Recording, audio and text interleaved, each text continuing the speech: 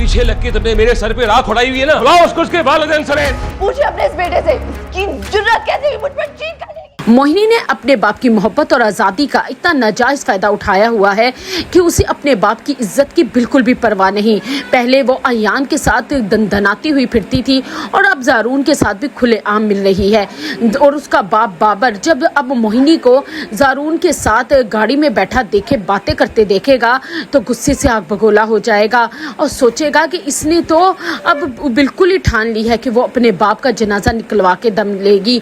मोहिनी अपने बाप को कब्र में उतार के ही रहेगी, क्योंकि कोई बाप की गैरत ये गवारा नहीं करती कि उसकी बेटी ज़ात इस तरह गैर मर्दों के साथ दनदनाती हुई फिरे। वो गुस्से से आग बगोला हो जाएगा और मोहिनी को गाड़ी से जबरदस्ती निकालकर घसीटता हुआ घर लेकर आएगा और कहेगा कि जिस इंसान के लिए तुमने अब तक इतना ड्रामा कर रखा है, अयान जैसे लड़के को ठुकरा दिया और अब मेरी इज्जत तुम दो कोड़ी की करके रख दी है, उसे कहो कि अपने घर वालों को भेजे ताकि तुम जैसी बेहया और नाफरमान औलाद को मैं जल्द से जल्द अपने घर से निकालूं।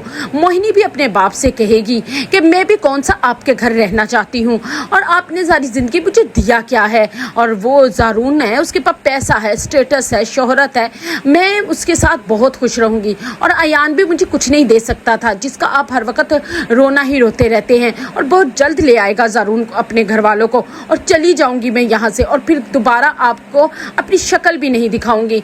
उसका बाप को तो यकीन नहीं आएगा कि जिस बेटी को उसने इतने नाज रखड़ों से पाल पोस के बड़ा किया, आज वो उसके आगे इज्जत का जनाजा निकालने पर तुली हुई है। और मोहिनी एक दिन ऐसा जरूर लेकर आएगी कि इसी की वजह से इसका बाप कब्र के मनो मिट्टी तले दफन हो जाएगा।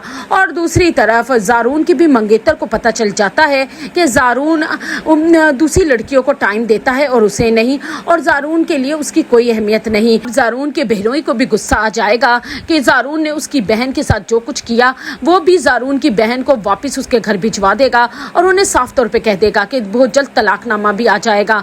ज़ारून तो अभी तक बहुत मुश्किल में फंसा हुआ है। मोहिनी के साथ शादी करना इस हालात में सोच भी नहीं सकता, लेकिन मोहिनी ने बहुत बड़े बड़े ख्वाब सजा रखे हैं।